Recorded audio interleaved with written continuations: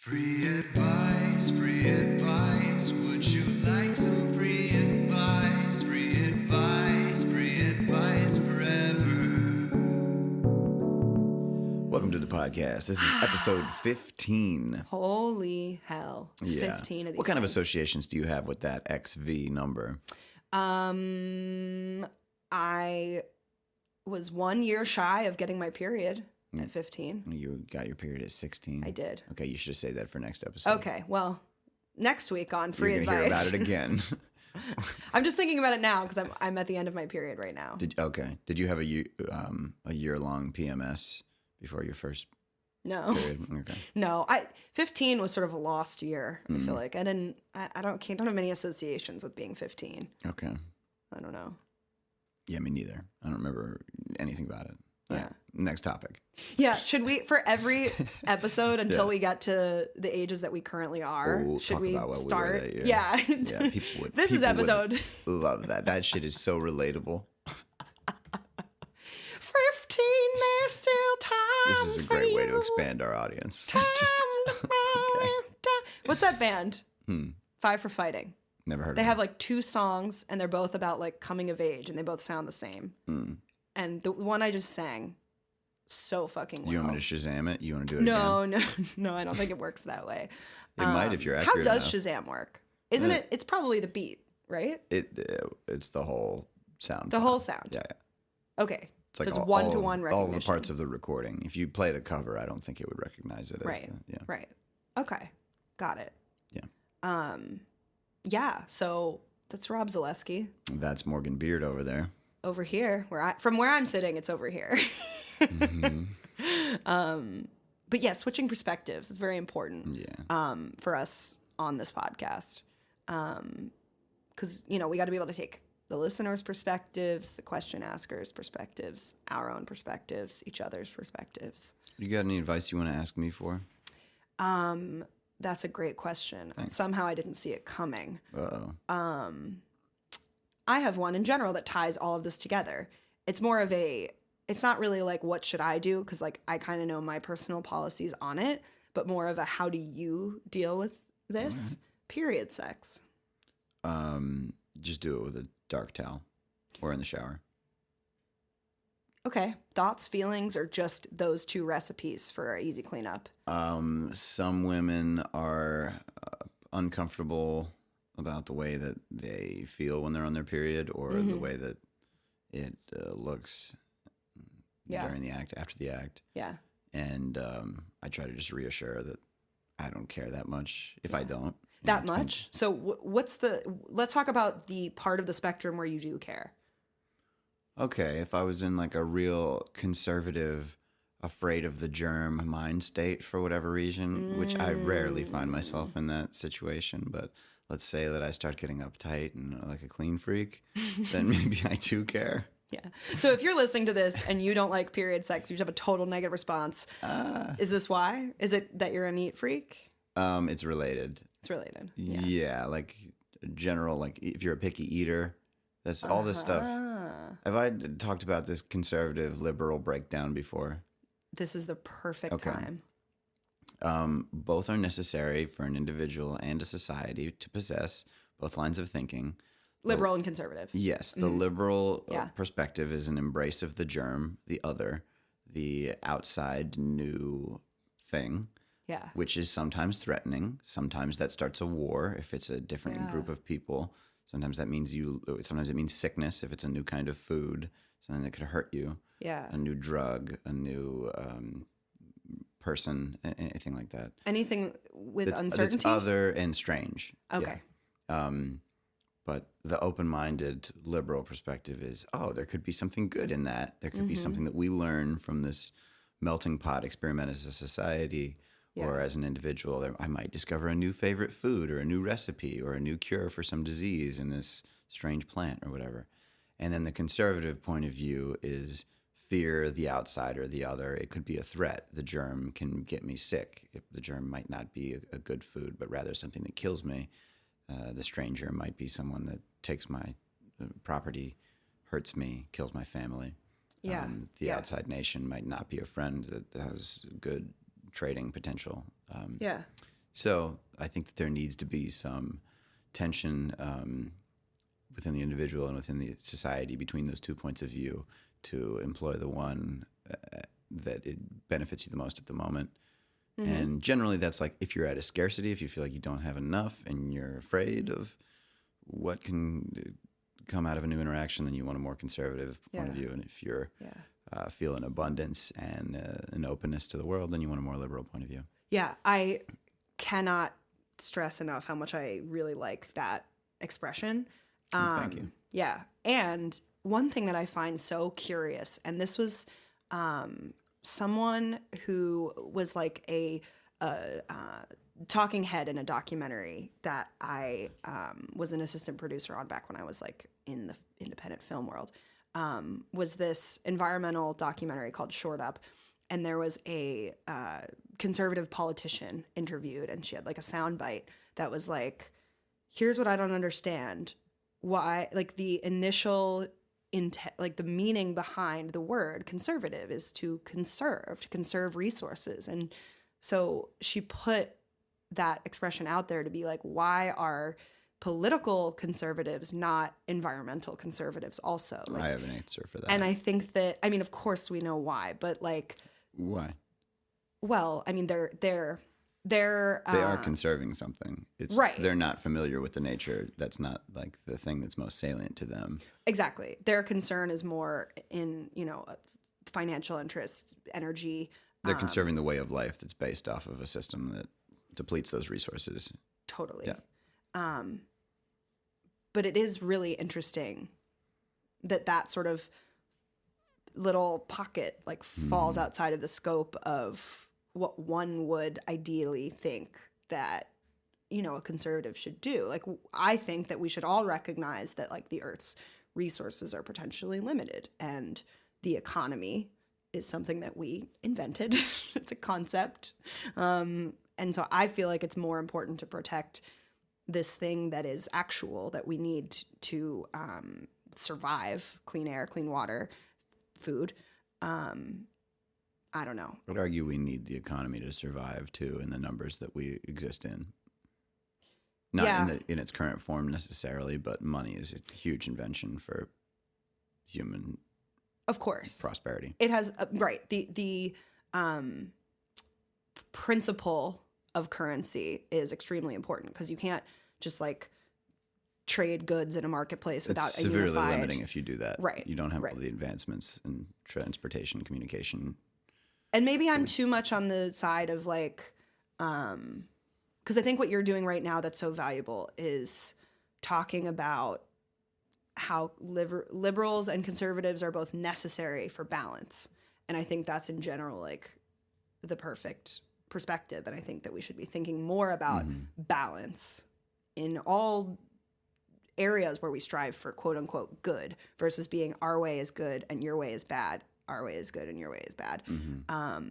It's like, how can we all best achieve balance, versus focusing so hard on the friction. But I do feel like one reason conservatives are anti-environment, so to speak, is because liberals are pro-environment. And that's, I think some of it is just like, oh, the other person is this way. Like, there could be so many more values where people overlap on this political spectrum. I think that as far as issues that conservatives, and it's wrong to speak about them as a single unit. Every individual has their own, of course, opinions, but as a group, if we're generalizing that, it's not something that they're anti as much as like abortion, which is something that liberals are for. Sure.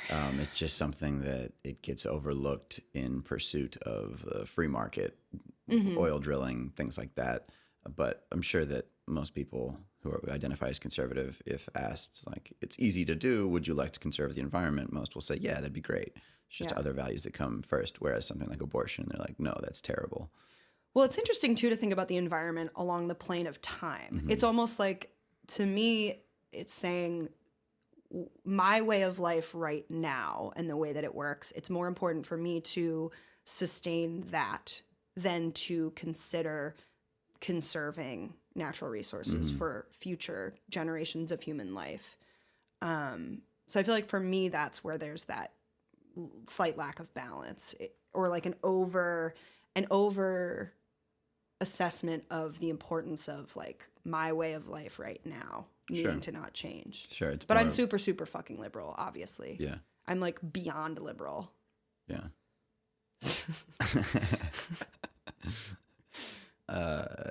In general, I'm sure that there are things that you fall a little bit more conservative on, and that's like if you're just towing the party line and you're not thinking about things issue by issue, right? Totally. But well, it sucks that like we can only vote for one, viewpoint, pretty much, or else you're kind of screwing the party that represents, Right. The majority of what you want. You can only kind of vote one way in order for it to really make a difference. You mean two ways? You only have two options. Like it's a binary of Right. Democrat or Republican. Well, right. But like my point is like, if you support 80% of the liberal agenda, let's say, you're not gonna, it doesn't behoove you to take your vote away from your own right, party. and go vote for the Green Party. Right. That's what I'm saying. So you really only have one choice. Two solutions. Here are the options that are either hard to do or just unappealing, but I think helps voting in local elections. Yeah. On measures. This stuff is often not sexy or feels like it's making a big difference and is not publicized like the presidential election is, but doing that helps. Totally. If everybody's doing that, then incremental change comes from the bottom up. I have a total confession to make, which is that I don't vote at all, pretty much. I voted for Obama in the first election that I could vote in, which was when I was a freshman in college. You just missed that one, didn't you? Because you're below. I was not allowed to vote. I was 17 at the time. Right. Okay. And I think I voted in the next one to re-elect him. Yeah. That was it. I'm a bad citizen. I voted in all presidential elections and most of the local elections that I've heard about. I get mail ballots, and that's when I go and vote in those. I think I get easily overwhelmed by situations that appear hopeless. And so I'm like, you know what? This is a system that I don't even believe in necessarily, but I'm not doing anything out there promoting something that I do think is going to work. So, I let myself off the hook by just being like, I'm abstaining from this because overall it's not something I totally believe in as something that like serves me. But that's just rude. You don't vote in the primaries? No, I haven't voted. I haven't voted since fucking 2012, I guess. Well, I think it's a good idea for people who think like me to vote. So I want to urge you to vote. Totally. I'm not personally mad about it, but I just think that it's, we are less likely to have President Trump if less people behave like you have. Totally. Totally. That being said, I voted for Jill Stein in the last election. So you basically voted for Trump. Congrats. No, I'm kidding. Because I understand the Electoral College and that California is a winner-take-all state and it was surely going to Hillary. I was like, well, are there any candidates that my beliefs align more with? And I aligned more with her. And the second solution that I was going to posit is it's called first past the post polling. What is that? That, I believe, is what we currently have, and it necessitates a two-party system. It will always settle into there being two parties if you look at our history politically. That if it's winner-take-all votes, then that's how it works. What you can do to make it better is do a rank order voting. So you get a list of, 8 candidates. Imagine the top people from the primaries of the last election, the top 3 Republicans, top 3 Democrats, and 1 person from each of 2 smaller parties. Then you write, okay, my number 1 choice is Jill Stein. My number 2 choice is Hillary Clinton. My number number 8 is Donald Trump. Then, that would have been my ballot. I don't know. There is no 8th candidate in my eyes. Oh, Bernie Sanders, if he was in it, I would have voted for him. Sure. But that then allows people's votes. Everybody gets 1 vote, but only the candidates who rank high enough get all of those votes for it to matter. So you still get... That's smart. Yeah. And then third parties can have some representation, and it won't just boil down into 2 parties. So that's a huge overhaul that neither the Democrats nor the Republicans have any interest in introducing. So only somebody who's more like on the fringe of one of those parties, Somebody like Bernie Sanders maybe could introduce something like that, but probably only a second term because it's a little too revolutionary to run on. We need a revolution, though. I think we're ugh. We've just so thoroughly outgrown our britches. This country is just huge. It's big. I think that so many more things should be decided on a state level, and I don't know. I don't know. My political opinions might as well go immediately into the garbage can because I know so little. But and that's chosen ignorance, and I'm a little bit ashamed of that, to be honest. But on the other hand, I know what my bandwidth is for things, and this is one that's very emotionally taxing to me, the state of the politics in our country. And I do very heavy emotional lifting kind of in general, and it's just not a domain I feel like I have a whole lot of potential to really impact, whereas the emotional burden I take on working with individuals, I feel like I have a large impact. And so that's just, shame or not, that's sort of the path I've chosen. So it's I have seen people, and I've seen myself, abuse political interest as a means of avoiding local interest in topics that I can change, like relationships in my family, my friendships, my work relationships, my local, my block in my neighborhood, and just focusing on watching Trump's every move and reading everybody's analysis of it, I think is a little bit a means. It's like disaster porn a bit. Totally. Thank you for saying that. Yeah. Doesn't mean that I think you should be disengaged entirely. I know. I think it's good to vote in the primaries. I think it's good to vote in local elections. But it's a challenge to devote a proper amount of attention to that is proportionate to the amount of influence that you can have. I think right now that you're under devoting, but people easily over invest in that to cover up some personal thing that in their lives they're having trouble regaining power on. It's a really powerful distraction. It's an all-consuming distraction.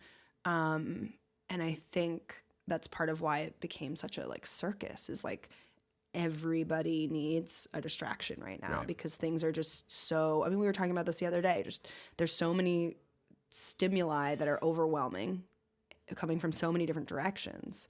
And most of us really need a fucking break, and most of us work way too hard just to be able to provide for ourselves whatever chunk of the fabulous lifestyle that we're constantly being marketed we can afford. Anyway, this is a really intriguing segue into this week's question. Let's get to advice. Because it's about hearing things that make us uncomfortable. Okay. And how do we do that with grace? I know the solution. Cold showers next. This isn't the lightning round. Okay. Show the fuck out. Fine. Okay. I feel a storm coming though. Okay. Feel it in my bones. All Those right. leaves are turned inside out. Cows are laying down in the field. All right, before you let all of that weight, the weight of your hefty udders just slide into the grass. Oh, and they are hefty. Yeah. He hasn't been milked in a while, guys. Babe, do you want me to milk you after the show? Yeah, please. Okay. I'll just alternate tugging on your little nipples. Great. Okay, so this week's question comes to us from Reddit user Jesschillin, spelled exactly how you want it to be spelled. No punctuation, no weird capitalization. I don't think you can use apostrophes in your name, so. Okay. Well, Jesschillin asks, how to take a good friend's criticism. Ooh. Yeah. One of my best friends noticed some things about how I treat my fiance and wants to talk to me about it. She said she has tried before, but I have given her an excuse. I don't remember this, but I want to hear her out because my fiance is going through some stuff, and I think my behavior has had an impact on her. I know I'm not the best at taking criticism and never have been, but I'm willing to work on myself. I want to hear my friend out without being in denial and finding excuses for my behavior. But I also want her to hear my side so she understands what she has observed. Even though I don't actually know specifics, ... I sort of have an idea. How do I best have this conversation tonight with her where I hear her out and she feels heard without me trying to explain my behavior, but also feeling like I am able to tell my story to her. Oh man, I wish I was hearing the specific criticisms the friend has so I could weigh in on that. But Yeah. I'll go general on this and We're going in recommend blind. 4-part nonviolent communication technique, and then read receipts for what you just received from the other person. So the way to communicate nonviolently is to start with observations. I see blank. Can we construct something that this person might be doing to their fiance? Sure. Let's say that he goes swimming with his pals in the river all the time, and she's making him wear floaties.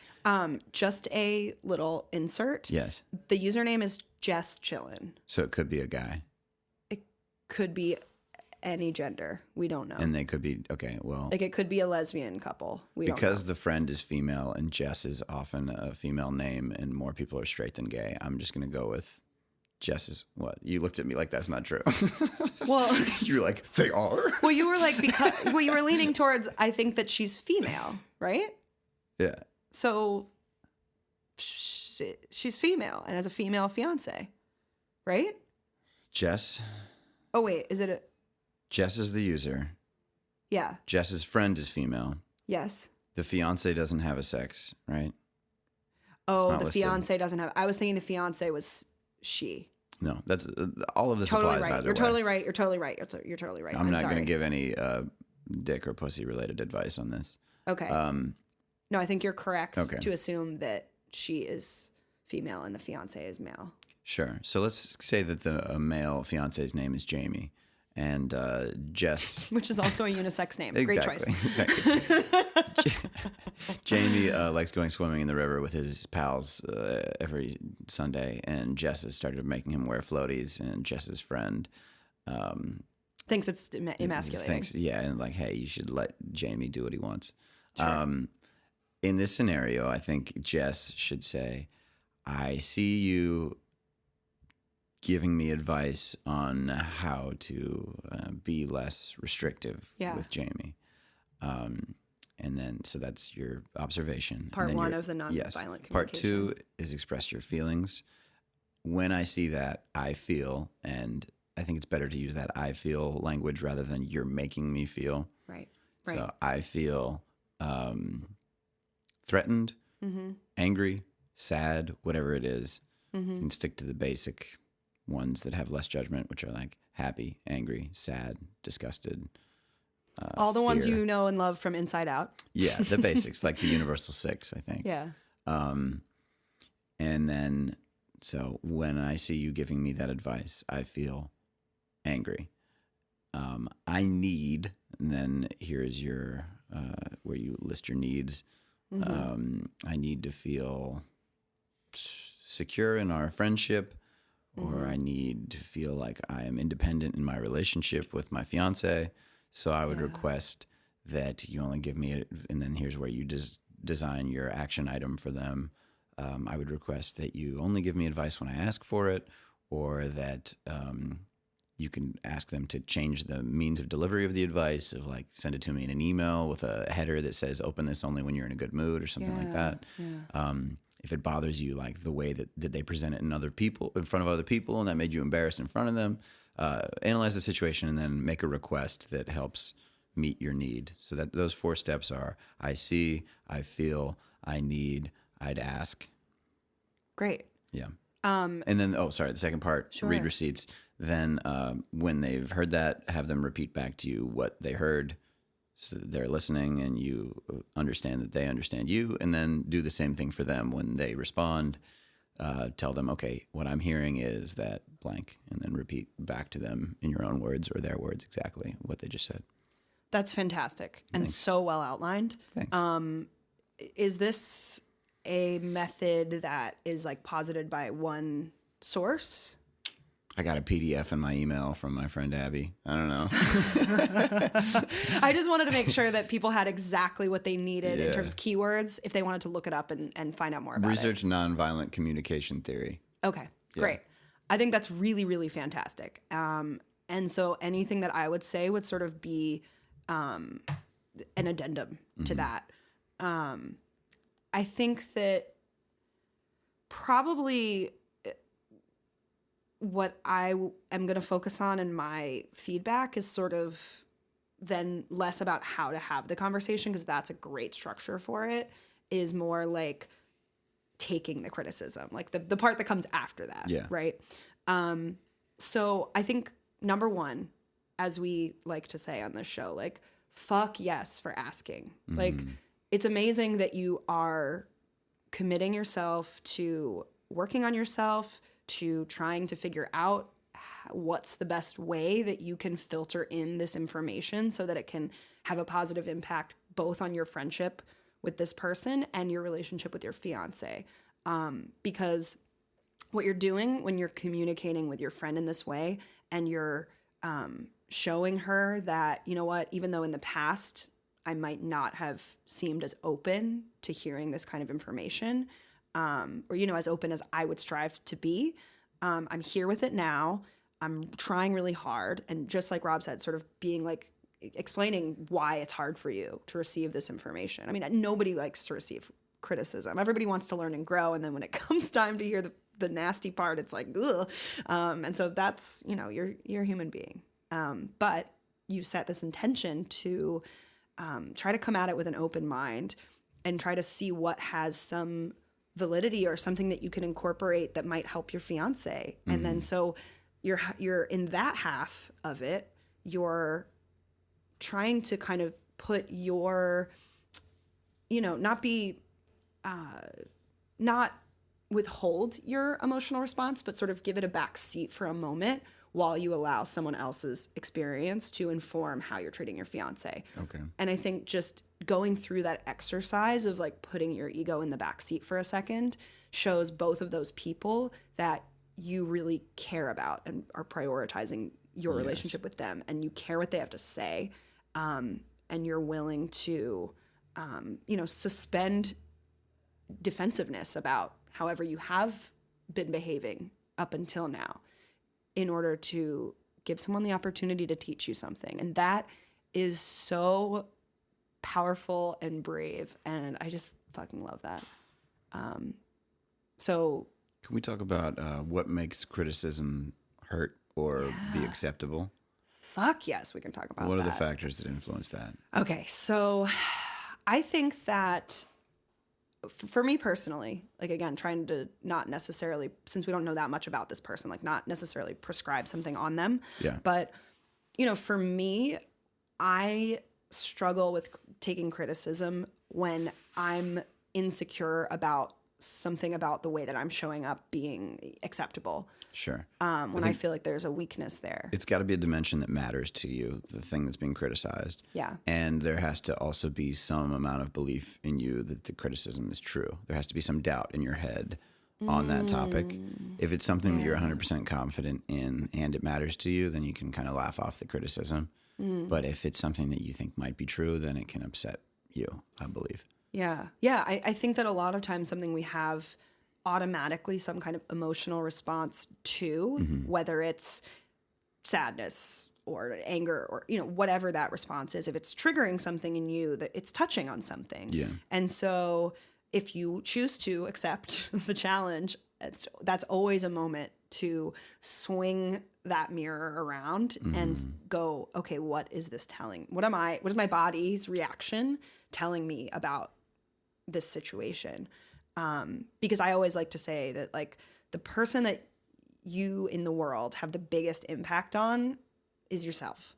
So the clearer you can be about what's going on inside of you, and the more you can line up with your own behaviors and understand, like, how do I strive to be in the world, and in what ways do I reflect that or don't I reflect that? That is, like, the most important work that you can do. Because with other people, you can, like, shake them as hard as you want to, but they're in control of their own behavior, which is, again, the point of that you were making with differentiating between I feel and you make me feel. Right. It's removing that sense of, like, anyone else's responsibility. Yeah. The less accusatory you can be, the more likely your listener is to listen. and Totally. not start building up a response. Yes. You know, a counterpunch.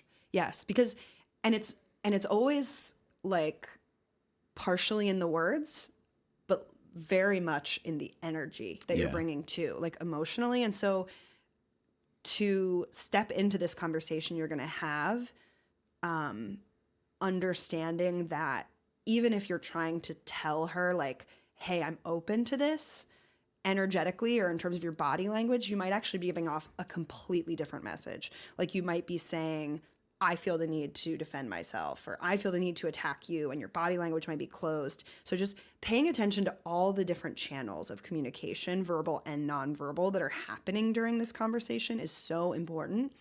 And then the sort of like level 2 is being aware within yourself if something is too much. Like if you're getting super triggered by what your friend is saying, having your finger still on the pulse of how is this making me feel, and actually pausing to ask yourself that question is going to be critical.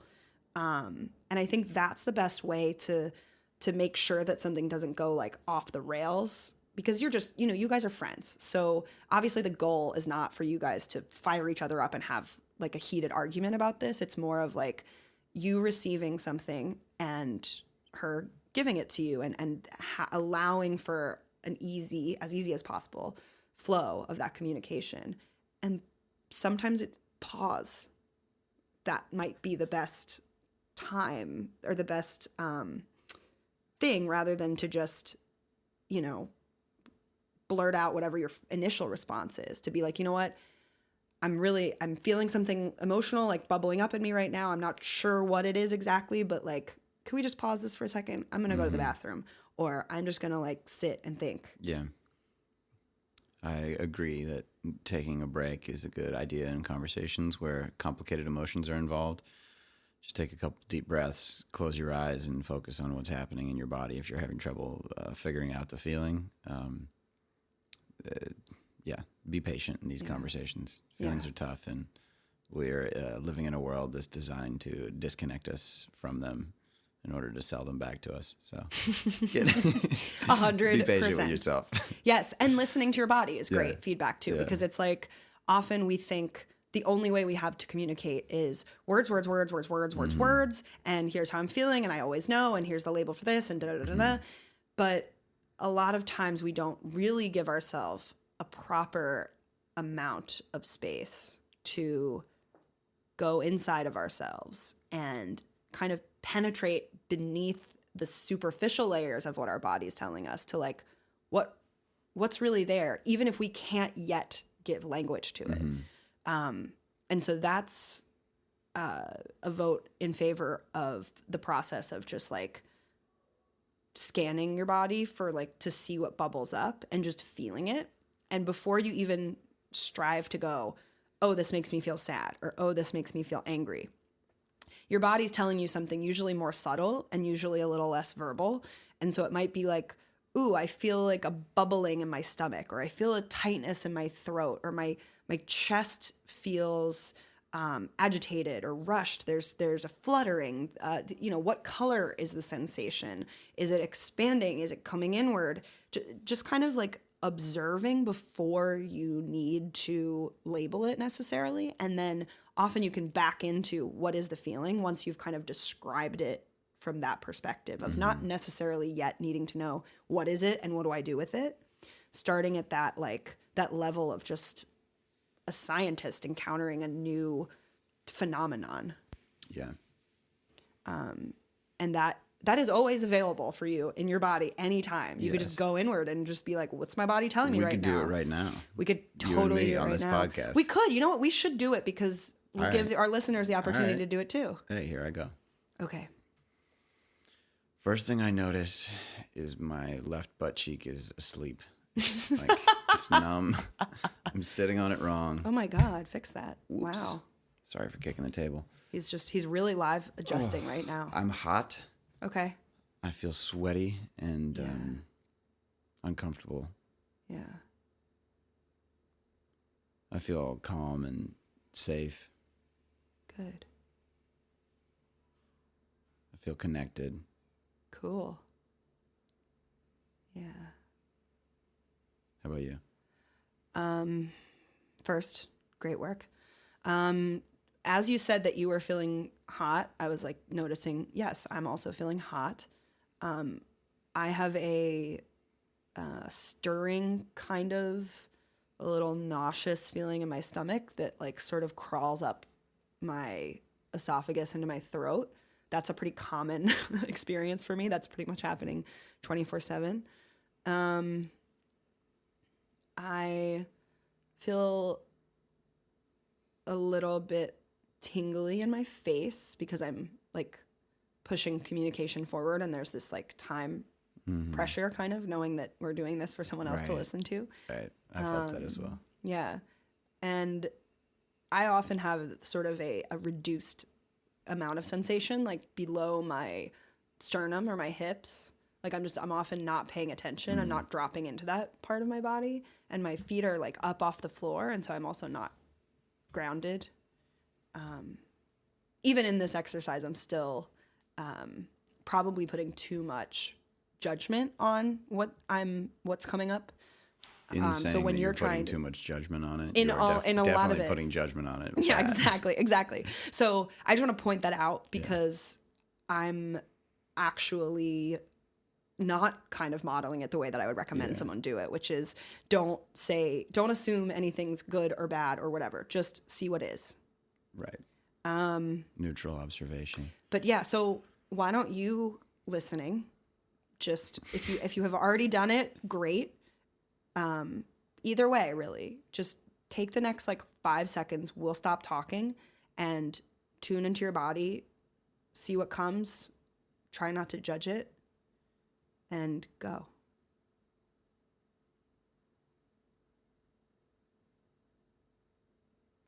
All right.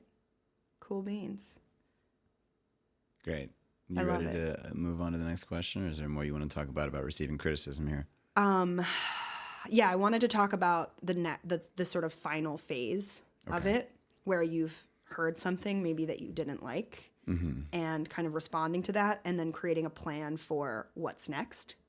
Because I think that's sort of that's the third phase of how this person takes the criticism. I want to say you don't take everybody's criticism.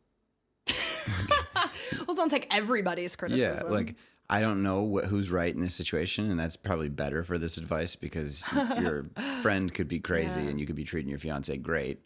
But come up with your own values that you believe in, and then consider people's opinions who you trust on that topic. Like there are things that I trust Morgan about her advice that she'd give me on. And there's other things that I'm like, I don't trust her on this topic. I trust my own or some other person's values on this much more. So because they more closely align with yours. Yeah. I think that's a great piece of advice. I mean, it sounds like for you, Jess, that you do trust this person. They're one of your best friends, and she seems to have, a fair amount of perspective on your relationship. But yeah, sort of take it with a grain of salt, no matter what. It is not the truth. It is her feeling. It is her experience of these events. You have a different experience of these events. Your fiance has a different experience of these events. Past and future versions of you will have a different experience of these events. And so, I think the overall tone of what we're saying is do your best to take care of yourself so that you can receive whatever's being communicated, and then decide how you feel about it later as that information reveals it to yourself. Because sometimes we put so much pressure on ourselves to know exactly, like, how do I want to respond to this? So I'm going to do it this way, and I'm going to, like, take it in. I'm going to do it with grace. I'm going to do it this way, that way, whatever. I'm going to implement it. I'm going to decide right away if it's meaningful. Just, again, pause before you need to jump to any kind of conclusions. To the extent to which it feels appropriate, you can express gratitude even to your friend to be like, thank you so much for being brave enough to try to penetrate my wall of not wanting to hear this. Yeah, that's a good piece of advice. Is imagine that you were your friend and you had this observation about yourself. How would that feel to hold on to that and not tell them for a while and then to approach them with it? Unless this is the type of person who just shares every stray thought through their mind and are constantly offending people. Right. You put yourself in their shoes and imagine, oh, that probably would have been difficult. They probably think this is important. Thank them for bringing up the tough conversation. I'm just rereading the sentence that made me think the fiance was a female. Okay, what's that? I want to hear her out because my fiance is going through some stuff and I think my behavior has had an impact on her. I think that's referring to the fiance. Oh, okay. Cool. But anyway, so that was what I wanted to, that was the other point I wanted to make. Good thing I named him Jamie. Yeah. Thank God for that versatility. I want to also put in there that, like, you're not necessarily responsible for your friend's feelings. You're not necessarily responsible for your fiance's feelings. What does that necessarily mean as a qualifier? When are you? Or are you just saying it to... I'm just saying it's... you're just not necessarily responsible for them. Even if they tell you that they are, that you are. Ever responsible for your friends' feelings? I think in general, we should take steps to try to help other people's journeys be a little easier, but not necessarily at the expense of communicating our needs. And I think we also can't assume that we have so much ability to impact people's feelings. Like, I don't think that every expression of emotion that someone has is your responsibility. I know you're trying to get me to say, like, no, we never have responsibility for other people's feelings. I really haven't figured this out myself yet, so neither have genuinely asking. Neither have I. I think it's really important to know what the limits of your personal responsibility are in terms of other people and your impact on them. I think it's wise to assume that you do have an impact on them, but it's also critical that you don't take an excessive, like, burden on to try to keep everybody doing okay and doing this and doing that. I'm sure someone else will have a different magic recipe in terms of what they do take responsibility for and what they don't. I'm someone who has had some challenges with boundaries, and I believe that I can attribute it to my relationship with my parents, my primary caregivers, and, how much space did they take up in our relationship? How did they regard what my needs were and my emotional responsibilities were? They were very distorted. And so I'm kind of relearning right now, like, what actually is an appropriate extension of my ability to care for other people. And so it's kind of difficult for me to give advice on this, but I think everyone, when it's like too much, kind of. And then so it's like, okay, so then I pull it back. But did I pull it back too much? And was I sort of careless? Okay, I move it forward a little bit. Mm-hmm. And it's settling into, most of the time aspiring to do better. And the ways that you can do better are sometimes in the direction of this thing. It's like a vector. It's like, oh, move it a little bit this way, move it a little bit that way. But there's no one stagnant point that's always right all the time, every scenario, every person that you're dealing with, every moment of your life. So do your best. I'm so fucking thrilled that you are trying to challenge your thinking on a topic that's probably super intimate and, emotionally challenging, as Rob said, where the intensity is high. Because what this friend's going to say is going to have implications for your relationship with her, your relationship with your fiance, your relationship with yourself. So just take more time than you think you need to process whatever comes up in this conversation in terms of the sort of aftercare. And maybe even make a second appointment with your friend to be like, you know what, I'm going to have some time. I'm going to digest this. Thank you for giving it to me. All the like la-di-da wonderful things that we're talking about.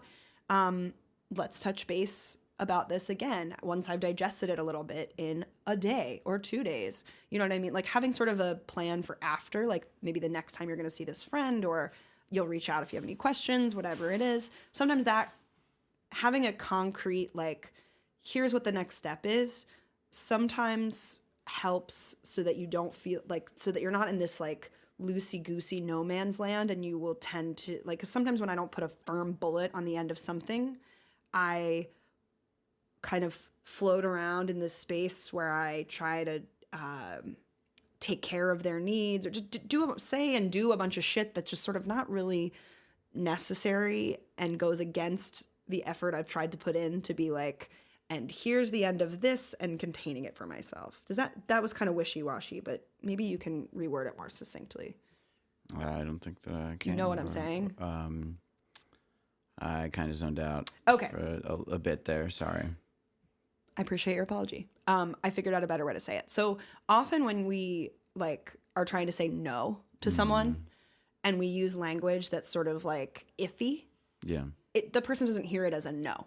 And then there's this like energy of like, okay, is this expression done or not? Are we still talking about this? And so just having a concrete plan of like the next time you're going to see them, or like the next communication you're going to have, kind of closes that door on like, Gotcha. and doesn't leave you as vulnerable to just kind of like saying whatever is kind of like anxiously bubbling around. I get you. Yeah. Yeah.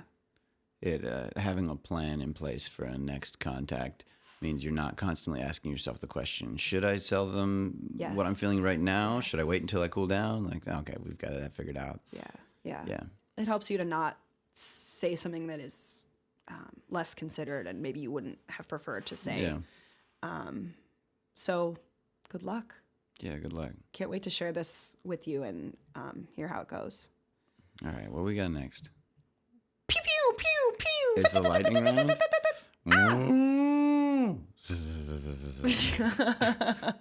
We're still workshopping the... That was perfectly sound clear effect. for me. Oh, okay. That's a cow on its side because it's about to fall asleep, but it's on its side because there's a storm coming.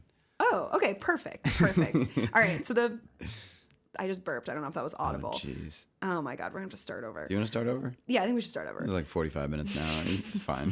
I'm not doing shit today. Fuck it. Okay, so the first lightning round question comes from OctoDaddy69. Okay. How do I get rid of pits in my stomach? Sometimes randomly I will get a pit in my stomach that I can't get rid of. Other times I'll get one on a Sunday, parentheses, Sunday blues, or if I fuck something up in a major social interaction. Okay. A pit in his stomach, is that an expression for butterflies? Like, what is a pit? Is he talking about a seed of a stone fruit? No, right? So, to me, the difference between pit and butterflies are like fluttery and they're higher up and they're kind of nervous energy. I think pit can be nervous, but it's more like it's like more like you swallowed something big and it's just like this knot that's like sitting there. It's a little denser than butterflies. It's a little lower. It's a little like more sunken. I get, as I just alluded to in the segment where I described what was going on in my body, Yeah. I feel nauseous and like weird pit stomach stuff all the time. Okay. And so really, really similar. What you should do with it is kind of like the practice we just did, which is honestly try to just hear your emotions out and let your body tell you what it's feeling. And carve out some time and space for this. And I know it's really hard to have that feeling of just like, holy fuck, none of my body wants to do any of the things I know are coming up. And it's just dread and it's like, ugh, and it feels disgusting. And all you want to do is literally anything other than go deeper into this feeling. But what's that? It's lightning round. Yeah. So you want me to be quicker? Yeah. Fuck you. So sit down, give yourself some time and space, allow this feeling to like unpack itself. And acknowledge that it's really fucking hard. It's really hard. Okay. He said this was caused by social situations, right? Yeah, it's fucking up in a social situation and Sunday this. blues. I don't know what Sunday blues is, but... When you're dreading Monday. Oh, okay. This guy knows a lot of expressions that I don't. We'd have trouble communicating. You and Octo D? Yeah. However, his username is a reference to the video game Octodad. Deadliest Catch, which is a game that I played on the computer. I believe it's out for consoles now. Oh, wow. But about 4 years ago, I played this. And it was a fairly dark day that I was playing this. But you're an octopus who has slid into a man's suit of clothing. You know this is the lightning round, right? Yeah. You're going to like this, though, so don't shut me up on this. I was just fucking with you because you did that to but this is interesting. Oh, shots fired! Listen, you're an octopus that gets into a man's suit, business suit, and then you take his place in a family. And everyone thinks that there's something a little bit off about you, and you're like flopping all over the place. And the control mechanic is you have like 4 different joysticks for each of his limbs. So you're just all over everything, causing mayhem as you move around the world. Yeah. And it's a game that really revels in like the awkwardness of moving and being an imposter. So I think that he probably named himself after that game because it was probably very funny to him as it was to me at the time and still is. And he likes the sense of humor surrounding that game. Sure. The thing to do in social environments that's helped me a lot is give yourself 30 seconds to do nothing and to suck. If you're judging yourself for being a bummer or being just like uninvolved, shy, whatever it is, allow yourself to do that for 30 seconds and just sit in it. Don't make any attempts to be cool to anybody or start a conversation or anything. Just be like, oh. And what happens to me when I do that is I recognize, oh, nothing bad happened. Nobody has unmasked me. I haven't been humiliated. Mm-hmm. This is fine. And then the stakes are much lower. Yes. And what happens with this pit in your stomach is that every time you don't sit with it, it kind of like gets denser and tighter. And it's the more that you tell yourself this is something that is there and you kind of swallow it, you add to it instead of just kind of allowing it to naturally, like giving it the space to loosen and unfurl on its own. Because a feeling is just a feeling. It's not you. It's just something that needs to move through you. But the more that we store energy around it and try not to touch it, it just kind of builds up and like ossifies. So, but the key is you can't do it all at once. You got to just allow it to simmer. Yeah. And sit with it and be conscious while that happens because that's it coming out of you. As far as the Sunday blues, maybe this feeling is trying to motivate you to get a better Monday. Yeah. I think that's really great. Pew, pew, pew. Long-time lurker. That's fucking poster. Funny to me. Long-time lurker, 5507, says, I need help. I keep getting calls from random numbers, and each of them lead to an Indian guy asking if my name is Cheryl. Same guy, by the way. I keep telling him I'm not Cheryl, or to fuck off. I have also, for the last couple of years, been getting texts from someone trying to tell Cheryl she is approved for money. How do I stop this? He has called at least 10 times today. I think if you've got the time, just be Cheryl. Fuck yeah. That's great. Why not? Resolve the issue head on. You've got a shot at a second life that most people never get unless they believe in, reincarnation. Yeah. I don't. You do. Oh, that's fine. I love that suggestion. Thank you. Yeah. Find out what's fun about being Cheryl. Treat it like a game. Treat it like the universe is giving you an opportunity to like play a game. You're going to make a movie called Round 2. Cheryl. Based on your life after you live this adventure. Tell us how it goes. freeadvicepodcast@gmail.com. Fuck yeah. Pew pew. KTDZ, DEEZY. Pew, pew. Pew pew. Trying to avoid cultural appropriation. Yeah. Got invited to a bridal shower that's Japanese themed and I'm white. I got invited to a bridal shower that's Japanese themed. The organizer asked all the guests to wear kimonos to the party. Perfect. And will provide kimonos to everyone that does not own one. The bride is white and I am white. Is it culturally insensitive to purchase and wear a kimono for this event? What do I do? Just do whatever your bride wants. Like, who do you care more about? Strangers on the internet or your friend who's getting married? I'm trying to think of an extreme example of this. Yeah. Like, if you're at a wedding party where it's all white people and they're making you wear KKK hoods as part of the wedding outfit, yeah, I could see objecting to that for ethical or just like not wanting to be associated your reputation with it. Yeah. And I guess that this is a form of that. Yeah, it's like, where do you draw that line? Yeah. So I think that's a great idea. Think about, okay, what is the significance of doing this? Why does it bother you? Why might it bother someone who is a part of Japanese culture? Maybe if you know someone who is a part of Japanese culture or could speak to it with a little more authority than any of your other white friends, you could ask them what they think. I kind of think as long as it's not in a tone of mocking, it's like honoring their culture and what's beautiful about it, I think that's okay. I also think it might be appropriate for you to be like, I would prefer not to be photographed in it if that's something you're uncomfortable with, or for those photos not to surface anywhere. But I think like getting a sense, if you wanted to take the opportunity to talk to someone else or to say to the bride, like, you know, just being honest, this makes me a little uncomfortable. Like, what to you is the importance of wearing the kimonos? And she might have some lovely, beautiful reason or intention behind it. Or she might be like, Japanese people are stupid. And then you say, fuck you. Right. I'm not wearing that kimono. Right. And I want to just to keep providing a balanced opinion. Some Japanese people are stupid. To properly respect any culture, you have to recognize that there's brilliance and stupidity within it. Everywhere. But if she's saying all Japanese people are stupid, which I think you implied, then the point is the intention behind wearing the kimonos is one of making fun of and being insensitive. If it's one of reverence and just appreciation for the aesthetics, I don't think it has to be an appreciation of the entire history or any of that. Like, that's just me personally. Yeah. Totally. Then, okay, cool. In these situations, I think it's important to identify the victim. If there is none, then do it. I don't think that it hurts anybody for someone to go out into the woods and whisper the N-word into a tree trunk. I don't. What if that tree grows up to be a racist? Fair. That's how it spreads. First, it's just one tree. Then it's a whole grove. Yeah. I think there's great danger in placing the symbols above the ideas that they're supposed to represent. So, like the kimono itself.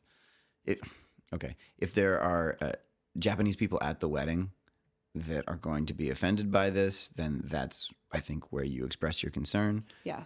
Chances are, if it's a wedding, there's going to be pictures and posted online for everybody to see. Okay. Oh, bridal shower. Yeah. And they're not. Okay. So it's like a small party. I don't know how much circulation those photos get. Right. If you can picture a person, if you can imagine them being hurt by this and you want to avoid causing them that pain, then express it that way to your friend. Totally. I think that's all great advice. Is there, if there was a bridal shower of Japanese women, what would they have to do to be considered like offensive to white people if they were trying to? White people can't be offended. Oh. Based on our modern rules, I guess. White trash would be the thing, like Confederate flags and mullets and jean short cutoffs, and like you know, shotgunning beers or whatever. But that sounds like a really fun bridal party, though, or bridal shower. Yeah, it's a bunch of Japanese just women like with cosplaying white trash. I personally wouldn't be offended. The argument is that white people are on top. Everyone recognizes that that's the culture that dominates. So they're punching down by imitating other cultures in a joking way. But it's okay to punch up if you're the oppressed. You're, if you're a Jew in a concentration camp and you want to wear a little Hitler mustache and cross your eyes and stick your tongue out, then that's funny. But if you're Hitler, it's not funny to put on a yarmulke and go dreidel, whatever. Well, that's really just adding insult to injury there. I've just explained the politics of humor to you. You're welcome, everybody. Wow. And that's that how power concludes works. The lightning round. That was fucking dope. Yeah, oh my good God. work. Great job. Yeah, great job. I think We're so. a very self-congratulatory podcast now. Mm-hmm. So what do you think about this one? 1 to 10. Where would you put it? It's solid. I liked it. Yeah, we could leave it at that. It's not quite as funny as I'd like it to be. Maybe we could tell a couple jokes now. I'm giving it like a 7.5. Oh, shit. Yeah, okay. for lack of humor, but Lack some of good humor. insights. Lack of humor was my original complaint when we first started recording, and you were like, don't put the expectation out there that this is going to be so funny. It's going to be a comedy podcast, and now here you are doing it, which is fine. Well, I think lack of play then. We can't control for the jokes being funny, but we can control for how much we're like getting excited, and there were some moments where I was bored. I think it's interesting that you seem to get bored more often than really anyone else I know that expresses that. I'm more honest than anyone you know, so that could be That's the probably factor that, That's probably it. yeah. I don't know that anyone you know, but I'm more honest than the average person about Totally. expressing negative feelings. Yeah. It's not the end of the world that I get bored, but No, it's not. And I'm generally not going to really change my behavior to accommodate the fact that you have some boredom. great. I think improv performance, like where you're writing it and determining the pace as you go, has taught me though that like What do you mean you're writing it? like you are designing what happens next on stage when you're Okay. improvising. Okay. That like audiences have a short attention span. Something like a podcast, it's more forgiving and people are okay with zoning out for a little bit. You know, it's Yeah. like, all right, for there to be like a dull 5-minute segment, or some people like leave it on during the ads and don't skip through that shit. Which I always skip through it. Me But, too, pretty you know, much. if your hands are covered in chicken salmonella, you don't want to touch the phone. Keep those chicken fingers right where they are. Yeah. Stay tuned. Yeah, I just want you to move just a little bit away from your mic. Rob. Can you just move your mic like 2 inches away from you? You really want me to do that? Yeah, if you would. But don't do it too loud. That was way too much. Morgan. Oh, so this is too far You're away? being childish. Oh, am I? Or Yeah. am I just playing? Okay, you're playing. Good work. Thank you. Like I'm an excellent podcaster. Toy I take, Story 4. I take criticism from good friends so well. If you can't hear Morgan right now, she's saying she takes criticism from good friends so well. Okay, I'm going to slide my microphone back. Good work. No, but yeah, I mean, there is a moment of like taking that criticism of like, you're being too loud. And this is exactly your point. Because you believe it and it matters Because to you. I believe Yeah. it. Number one, it super matters to me. Number two, I believe it. It's something I've been criticized for over and over and over again. And it just makes me feel, no, it doesn't make me feel like, how am I supposed to say it non-violently? Just when it happens. When it happens, I used to get really upset You don't and have flustered. to. It allows you to see it as something that could change. Like it doesn't make you feel that way. I do feel that way, but maybe Yeah. I might feel another way in the future. It Sure. empowers you. Yes. Listen, it doesn't feel super empowering right now. Okay. But Just the maybe language- later the I'll language reflect back choice on it and does. be like, wow, I'm really empowered. No, I used to freak out when I would get shushed in a restaurant, like as an adult. It would make me really like flustered and uncomfortable. And so yeah, being shushed, being told to be quiet, the myriad of ways that my verbal expressions were not enjoyed, and I was told explicitly about it. I have a large wound about that. And I think what's kind of weird is that like, because I have anxiety around like how much I talk, how loud I talk, I think that kind of propels it to happen more because I'm like anxiously trying to not do it.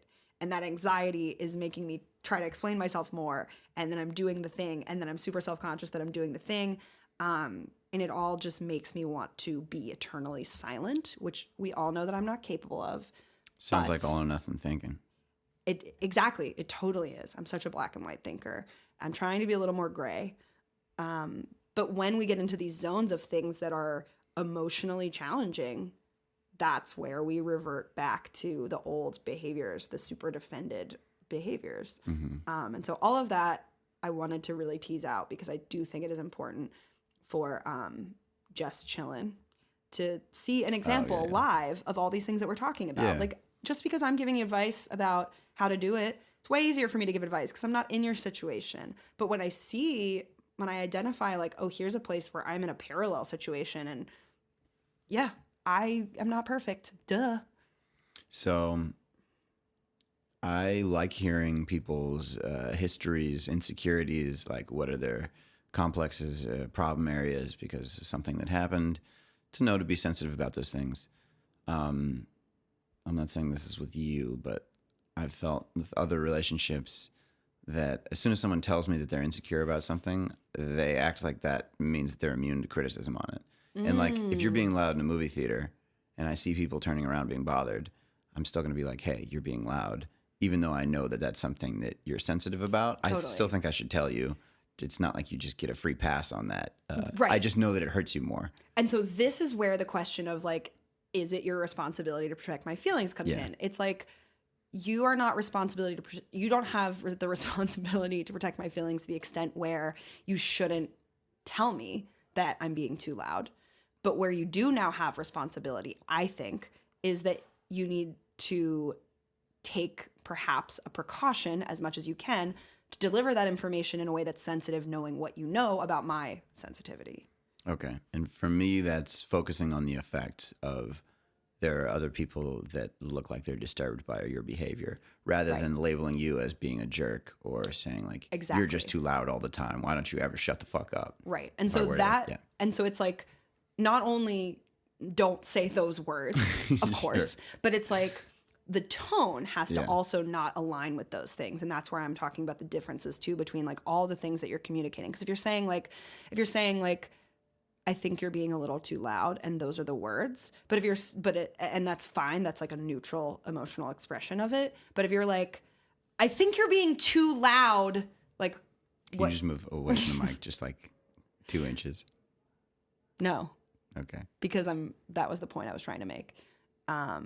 Is the tone of it is like aligning with the like emotional wound. Here's something that I think is interesting. Have you ever been in an argument where both sides are speaking loud or like yelling at each other, and then it's much more hurtful when somebody goes quiet and so, like then they take like a controlled. That's very disappointing. And then it's like breaks, or like you've never seen that. I mean, I know what it would be like. I've never been in an argument like that that I know of. Because when I was younger, like you know, we would just yell back and forth.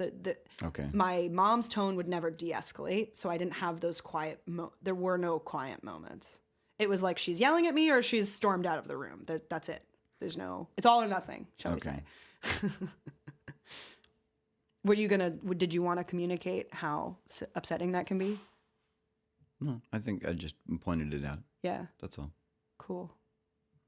I feel like there was something before this. There's another interesting topic off of this that I missed a branch or a fork in the road at some point. But we always do. That's okay. We have to just trust that like what we did was enough. I think we got a lot of branches, a lot of good branches. Yeah. Maybe next week we focus a little more on play. That's okay. All right.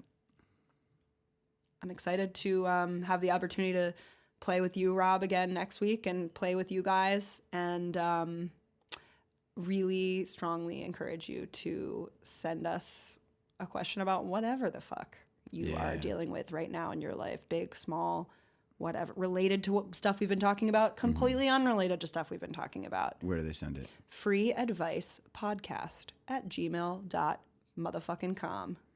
It's just .com. In case anybody is a real Amelia Bedelia out there. Y'all remember her? Barely. Okay. What, you mean like a big grizzly? Like, rah, like that? That's what Amelia You're trying to backload the episode with a bunch of play? Yeah, I am. I'm trying to sneak it in. Yeah.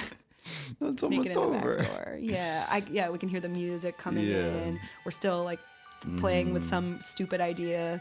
It's snowing outside. Oh, it's blowing in the wind. And there's a child making a snowman with rosy cheeks. It's July in LA. And because of global warming and the tone of the music that you're hearing right now, it's all very twinkly and pristine out there. And it's just very cozy. Yeah.